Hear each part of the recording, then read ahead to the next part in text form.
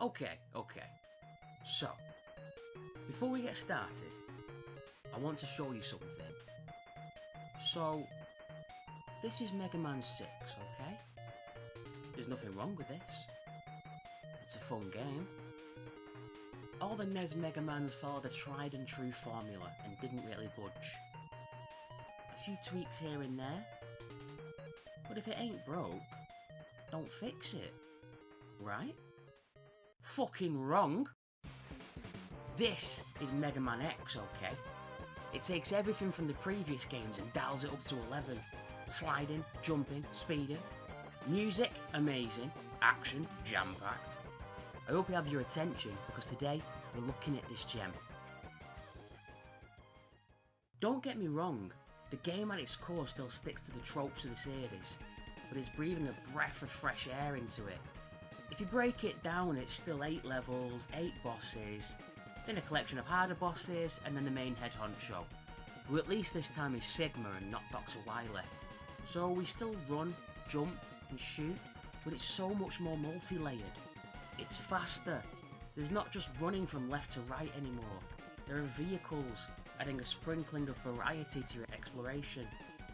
Not to mention wall climbing, giving you a feeling of being able to overcome any obstacle with just your movement. Smoothness is a word I'd use, as the controls never feel overcomplicated. Simplicity in your input while still pulling off great manoeuvrability makes the game just feel so good and polished. There are also different types of enemies and mini-bosses that take a more well thought out approach. You don't just jump over or run under anymore, not when you can slide and wall climb. There are secrets in every level as well, but not just a little bit of health. You can actually find upgrades that permanently make yourself stronger. Floating hearts pop your health up by a few points. Remember E-tanks? Those little canisters that fill your health, but only had a one-time use? They've been replaced by the beautiful sub-tanks. They stay in your inventory and fill up when you get health items. And the best bit, they can be used again and again. Plus, there are 5 armor capsules that Dr. Light stashed away for you, that allow you to have the dash ability or take less damage. And if you find all 5 upgrades, sub-tanks and health upgrades, you can unlock the Hadouken.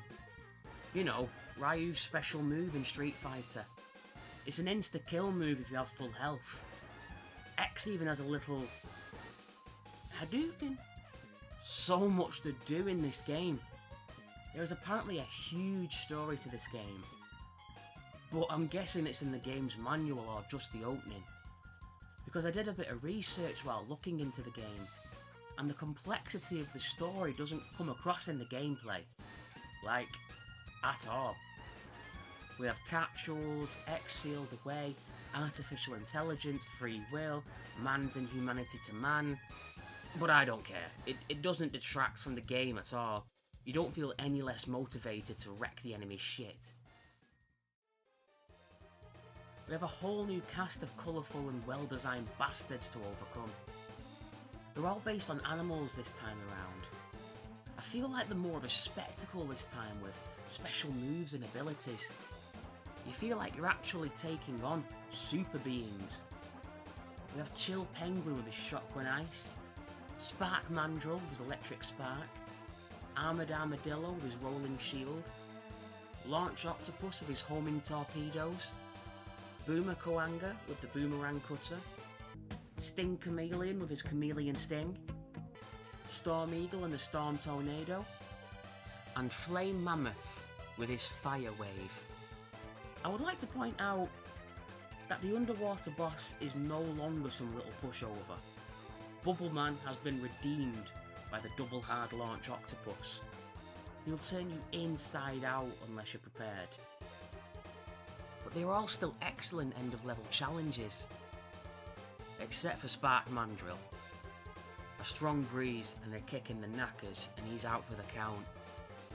How come the easiest boss has the best stage music? Music, oh the music. As with everything else in the game, the music has evolved. They are just the catchiest earworms. Oh, and the environments, they're so detailed. It's come a long way from the 8-bit days of the NES. The game has a timeless look, it's over 20 years old, and looks great even by today's standards. They're multi-layered and give the feeling of travelling through living and sprawling areas, because that's what you want. You want to feel like you're conquering these areas to get to the bosses. Also, completing stages in a certain order, they affect other stages. Like if you defeat Chill Penguin, it causes the ice to melt, which freezes the lava in Flame Mammoth's factory stage. Or if you defeat Storm Eagle, his airship crashes into Spark Mandrill's power plant, meaning it's easier to traverse as all the test tubes have exploded and the mini-boss cannot charge his lightning. The game has such polish. I say this in a lot of reviews, but there are two things I love: theming and polish, and X has it by the bucket loads. So, if it's not come across yet, I strongly recommend you add this game to your collection. Play it, complete it, get all the secrets, kill everyone, avoid work to play it again, end all serious relationships so you can spend more quality time with the game. It's brilliant. You will not regret getting this game. Getting it for the Super Nintendo will cost you an arm and a leg, and jewellery, and your home. But you can play this on the Snes Classic, or the X Collection on modern consoles to save some dollar. So get it bought! That's an order. Thank you very much for watching my Mega Man X review today. If you like what you saw, please give it a like.